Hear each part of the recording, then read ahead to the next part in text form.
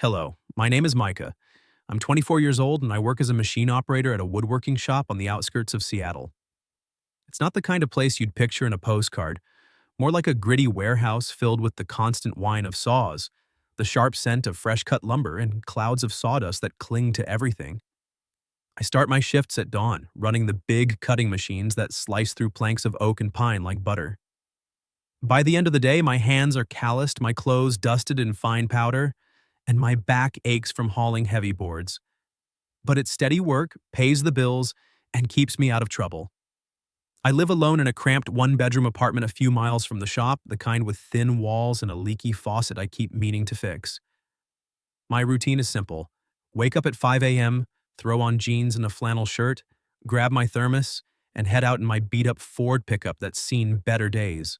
No girlfriend, no big social life, just a few buddies from the shop who I grab beers with on weekends. I used to dream about something more, like playing guitar in a band or traveling cross-country. But life got in the way. My dad passed away when I was 18, leaving me to help my mom, Sylvia, who's been dealing with health issues ever since. College wasn't an option. I needed a job, and the shop hired me on the spot.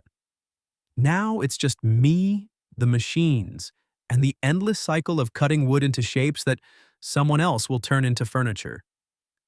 Every morning before punching in, I stop at Hank's Brew, this tiny coffee shop across the street from the shop. It's nothing fancy.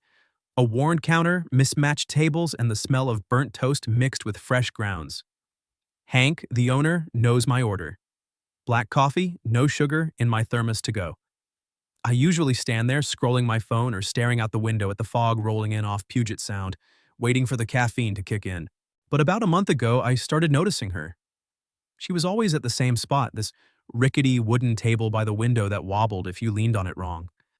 Mid-40s, I'd guess, maybe 40. With soft brown hair tied back in a loose ponytail, wearing simple sweaters and jeans that looked comfortable rather than flashy. She had this quiet presence, like she was in her own world, always scribbling in an old leather-bound notebook. No phone, no distractions, just her, the pen, and whatever thoughts she was pouring onto the pages. I'd catch glimpses of her from the line. Furrowed brow, occasional sigh, but never a word to anyone else. Hank called her Eleanor when he brought her refills, black tea with lemon from what I overheard. I didn't think much of it at first. She was just another regular, older than me, probably dealing with her own stuff.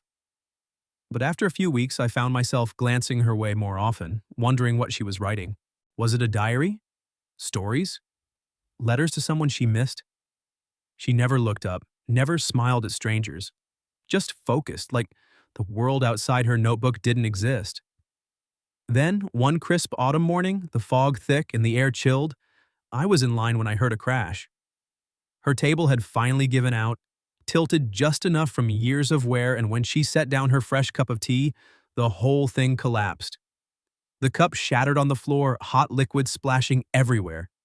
She jumped back, but not fast enough. Shards scattered, and the tea pooled at her feet. Without thinking, I rushed over. "Whoa, hold on!" I grabbed the edge of the table before it fully toppled, steadying it with one hand while reaching for her arm with the other to pull her clear. The tea missed her skin by inches, but the cup was done for, porcelain bits everywhere. She looked stunned, her notebook miraculously dry on the chair. "Thank you," she said, her voice soft but shaky. "If you hadn't—" That could have been bad. I knelt down, picking up the larger shards carefully. "No problem. This table's been wobbly for 2 weeks now. Guess it was waiting for the right moment to give up." I glanced up, and for the first time she really looked at me.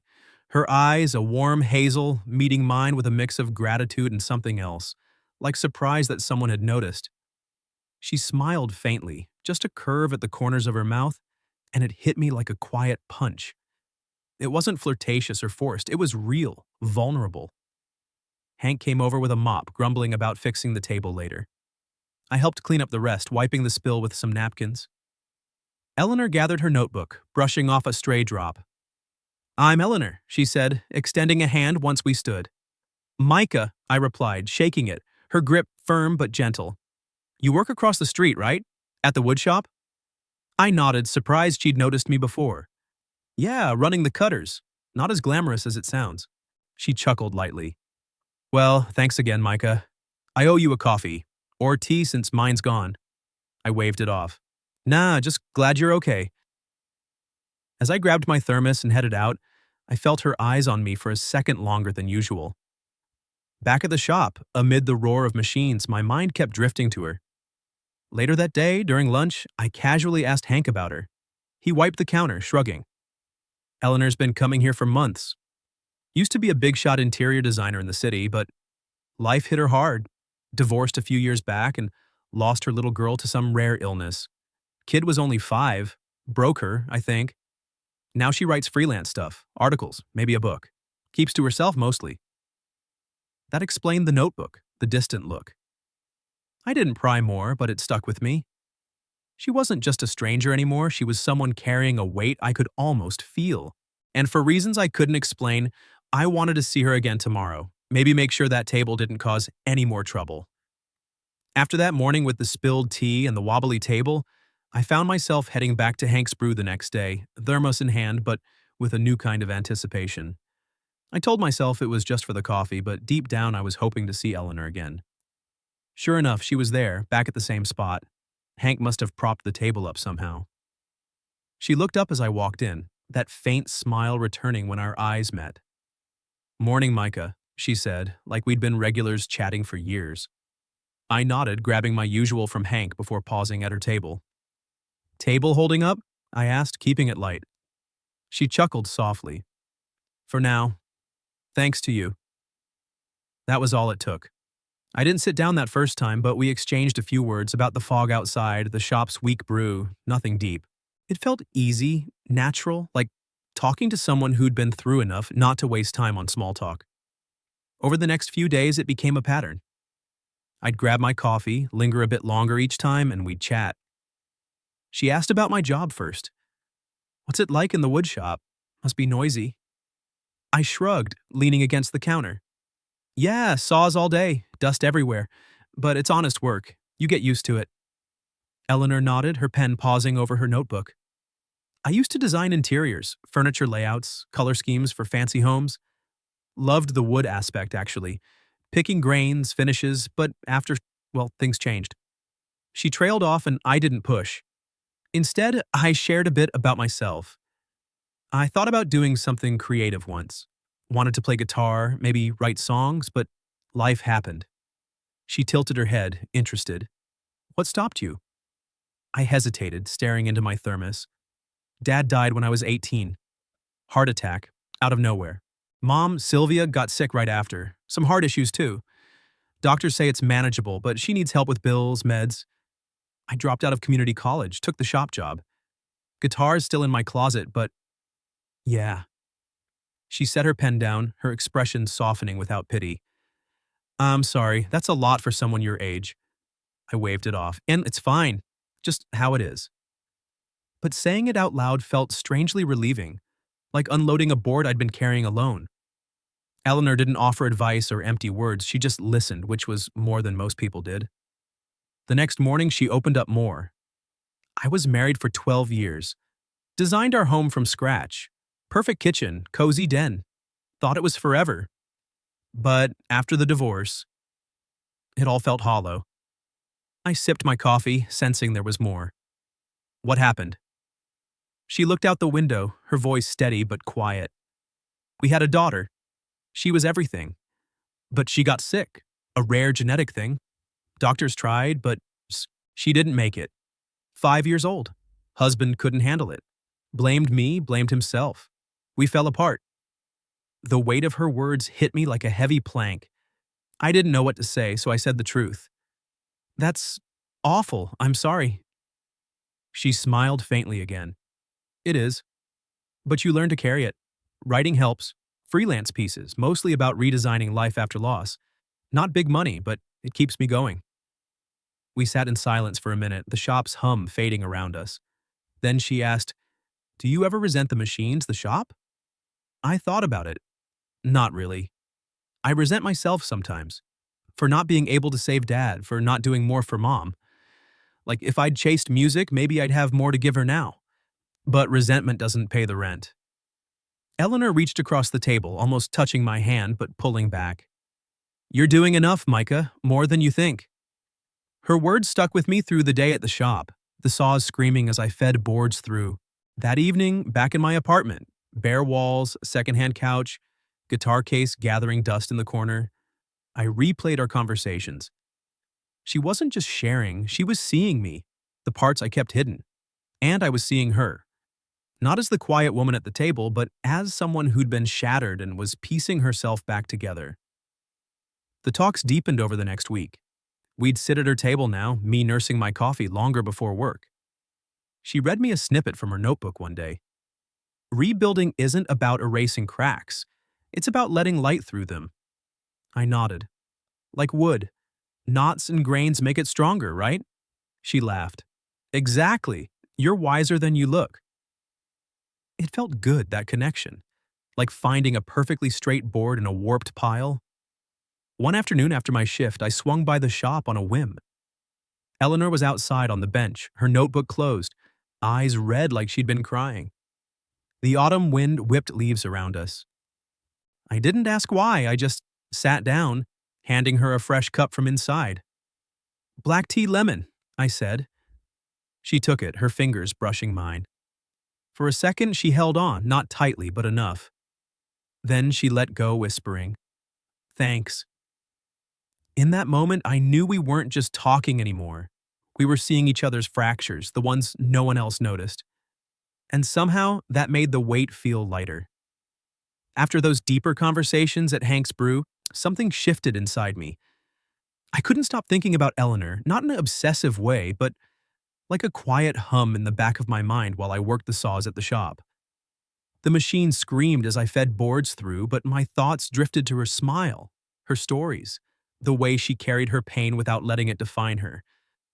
I wanted to do something, not just talk. That's when the idea hit me during a slow afternoon shift. We had scraps of oak left over from a big order, strong wood with a nice grain. I asked my foreman if I could take some home, and he shrugged it off. As long as it doesn't end up in the dumpster. That evening in my apartment's tiny garage space, really just a shed with a workbench, I started on the chair. I'm no craftsman beyond the basics, but years at the shop had taught me enough. Measure twice, cut once, sand until smooth. I sketched a simple design, straight legs, a curved back for comfort, no frills. It took a few nights working under a single bulb, the scent of varnish filling the air. I carved faint lines into the armrest like subtle waves, thinking of how she wrote about rebuilding. By the end of the week, it was done. Sturdy, balanced, ready to hold weight without wobbling. The next morning, I loaded the chair into my truck bed, covering it with a tarp against the drizzle. My heart pounded a little as I drove to Hank's, nerves, I guess, wondering if it had come off as weird. But when I walked in, carrying it awkwardly through the door, Eleanor looked up from her notebook, her eyes widening. "Micah, what's this?" I set it down beside her table, wiping my hands on my jeans. "A gift. Figured you could use something solid to sit on while you write about things that fall apart." She stood slowly, running her fingers over the wood, tracing the grain. "You made this? For me?" I nodded, feeling exposed. "Yeah, scraps from the shop. It's not fancy, but it'll hold." Her expression softened, a mix of surprise and something warmer. Without a word, she pulled the chair closer, testing it with a gentle push. Then, to my surprise, she gestured to the spot across from her. "Sit with me, just for a minute." I hesitated. Work started soon, but I lowered myself into the old chair opposite, the table still between us. For the first time, we weren't standing or glancing. We were facing each other, close enough to see the flecks in her eyes. She opened her notebook, flipping to a recent page. "Want to hear what I wrote yesterday?" I leaned in. "Sure." Her voice was steady as she read. "Sometimes people don't come to fix you. They just quietly set a stronger chair beside yours, so you can keep sitting, without fearing the collapse." She closed the book, looking at me directly. "Sound familiar?" I swallowed, realizing she'd woven our talks into it. "Yeah, like the table." But it was more than that. It felt like she was talking about us, about showing up without demands. We sat there in comfortable silence for a bit, the shop's morning crowd milling around us. Hank shot me a knowing grin from behind the counter, but I ignored it. Then, as if testing the air, my hand moved across the table, slowly, tentatively, until my fingers brushed the back of hers. She didn't pull away. Instead, her hand turned slightly, palm up, and our fingers intertwined just for a moment. It wasn't a grand gesture, no sparks or fireworks like in movies. It was soft, real, a quiet acknowledgement that whatever this was, it was growing. Her skin was warm, a contrast to the cool autumn air seeping through the door. I felt a rush, not of excitement, but of peace, like finding a steady rhythm amid the shop's chaos. She squeezed my hand lightly before letting go, her eyes meeting mine. "Thank you, Micah. For the chair and for this." I didn't know what to say, so I just smiled. "Anytime." As I stood to leave for work, she added, "Come by after your shift. My place isn't far. We could talk more." I nodded, heart racing now. I'd like that. The rest of the day blurred. Saws buzzing, boards stacking, but my mind was on her. After clocking out, I drove to the address she'd scribbled on a napkin. Her apartment was modest, in a quiet building downtown, bookshelves overflowing, sketches pinned to walls, a faint scent of chamomile tea. She welcomed me with a hug, brief, but enough to feel her heartbeat against mine. We sat on her couch talking late into the evening. She showed me old design portfolios, elegant rooms she'd created, full of light and space. "This was me before," she said. "I shared photos on my phone of my guitar, of mom back home. This is what I left behind." As the night deepened, the conversation turned personal again. She admitted the writing was her therapy, a way to process the loss of her daughter. "Some days, it feels like yesterday." I told her about the guilt I carried for not being there when Dad collapsed. "I wonder if I could have done something." Our hands found each other again, this time on the couch cushion between us. No rush, no pressure, just a touch that said, "I see you." When I finally left, the rain had stopped and the streets glistened under streetlights.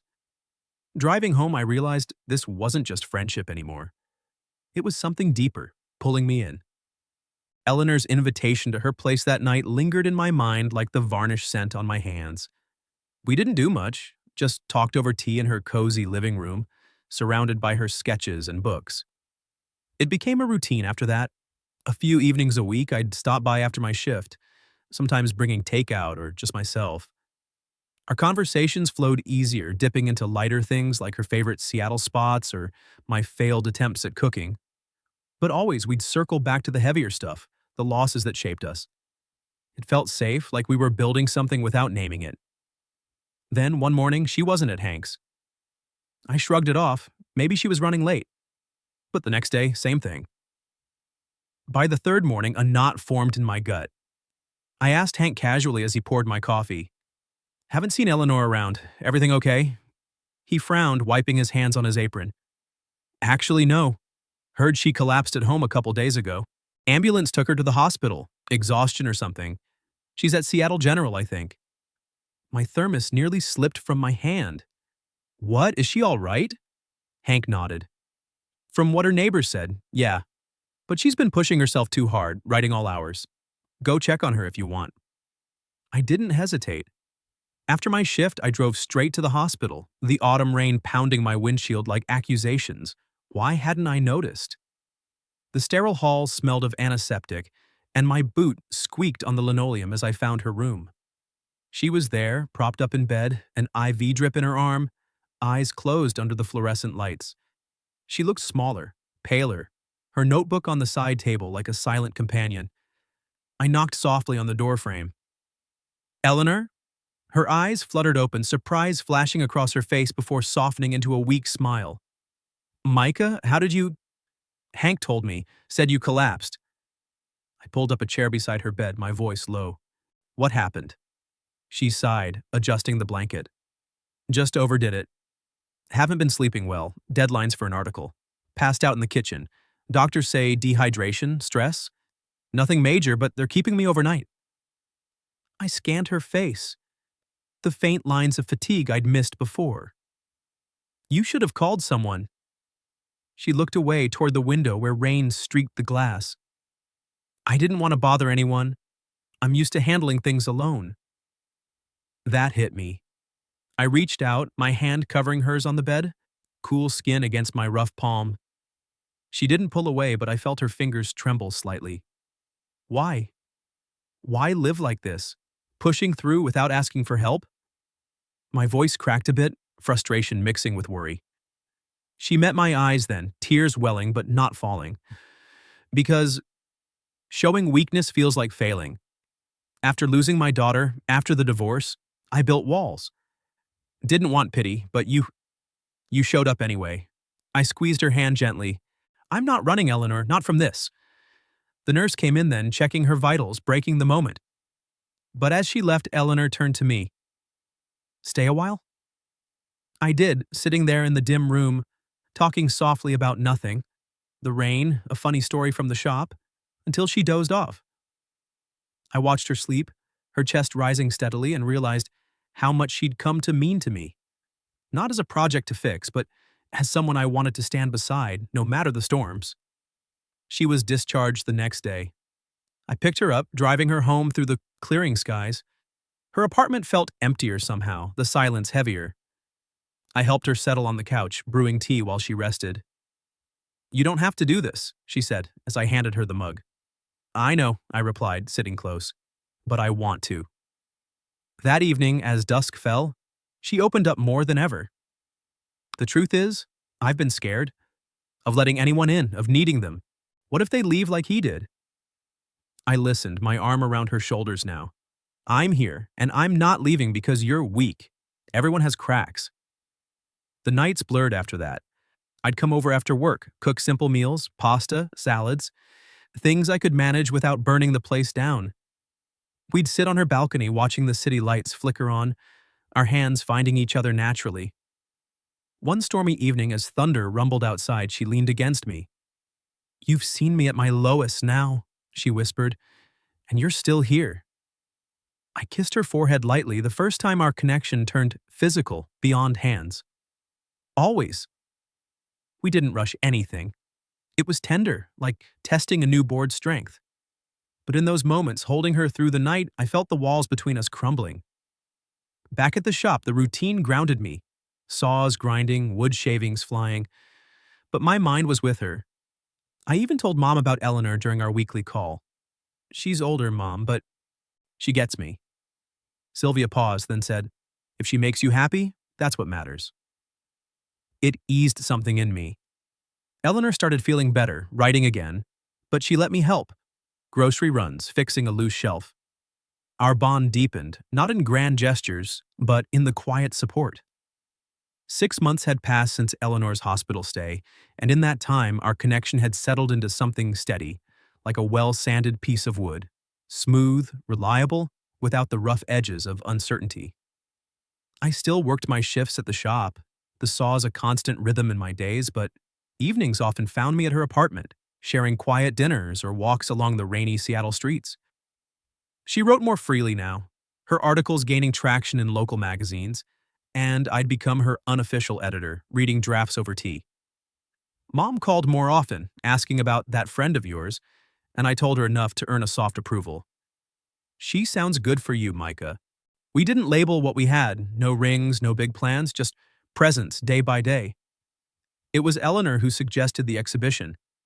A small thing, she said one night, sketching ideas on napkins. Reclaimed wood frames, hung with notes from people about their losses. Not art, really, just a space for stories. I loved the idea. It felt like her way of turning pain into something shared.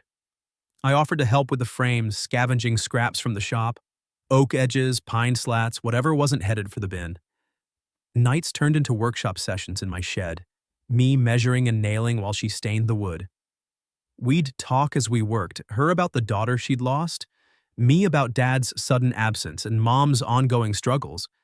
It wasn't therapy, it was building, literally and figuratively. The venue was a modest gallery downtown, rented for one evening in early spring.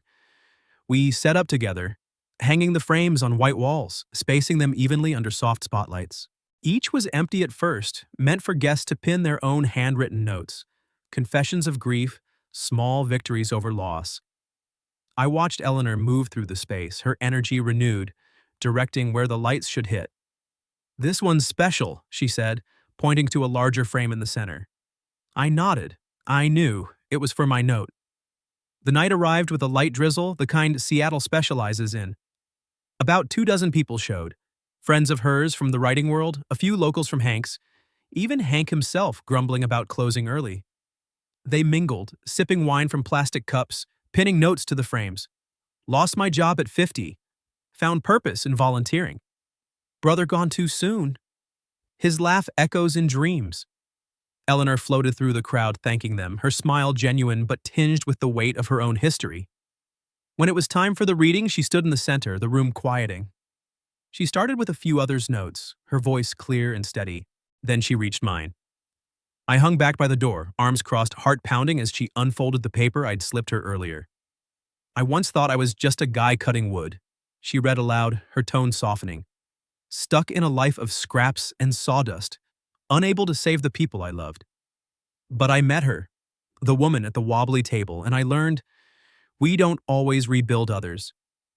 Sometimes we just sit beside them, steady enough to share the weight. The room was silent, a few sniffles breaking through. Eleanor's eyes glistened as she finished, tears tracing down her cheeks. She didn't wipe them away, she let them fall, raw and real. The applause was soft, respectful. People dispersed slowly, adding more notes, hugging her goodbye. I waited until the last guest left, helping stack chairs in the quiet aftermath.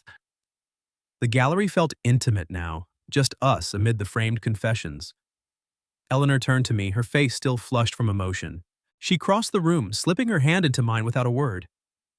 That note, it was beautiful, she whispered. I pulled her close, my arms around her waist. It was true. She leaned her head against my chest, and we stood there, the rain pattering on the windows like applause of its own. As we locked up and walked to my truck, she squeezed my hand. I don't need a steady table anymore, she said softly. I've got someone to sit with me now. I smiled, opening the door for her. And I've got someone who sees the music in the sawdust. Life didn't change dramatically after that. We didn't move in together or plan weddings. We kept our rhythms. I'd swing by Hank's some mornings, her at her table, now with my chair beside it. Evenings were ours, her writing, me strumming the old guitar I'd dusted off, sharing silences that felt full. Mom met her once over video call and they hit it off. Sylvia calling her that strong woman who's good for my boy. The shop stayed my anchor, the machines a reminder of where I'd been, but now with purpose. In the end, we didn't fix each other's broken parts. We didn't erase the losses, her daughter, my dad, the dreams deferred. We just held space for them, side by side, like two frames on a wall. Not perfect, but strong enough to bear the weight of what came next.